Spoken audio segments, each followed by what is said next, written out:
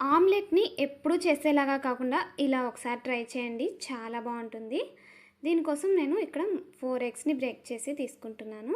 ఇందులోకి ఉప్పు, కారం, పెప్పర్, సన్నగా తరిగిన పచ్చిమిర్చి, సన్నగా తరిగిన ఆనియన్స్‌ని కూడా యాడ్ చేసుకొని బాగా మిక్స్ చేసుకొని పక్కన పెట్టుకోవాలి.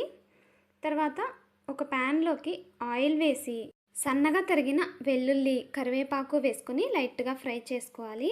తర్వాత సన్నగా తరిగిన ఆనియన్స్‌ని కూడా వేసి కొంచెం పచ్చివాసన పోయేదాకా ఫ్రై చేసుకున్న తర్వాత ఇందులోకి ఉప్పు, కారం, పసుపు, ధనియాల పొడి, గరం మసాలా వేసుకొని లైట్‌గా మసాలాలన్నీ పచ్చివాసన పోయేదాకా ఫ్రై చేసుకున్న తర్వాత మనం కలిపి పెట్టుకున్న ఎగ్ మిక్స్చర్ ఉంది కదా, దాన్ని దీనిలోకి వేసేసి మూత పెట్టి సిమ్లోనే ఒక 1-2 మినిట్స్ కుక్ చేసుకోవాలి.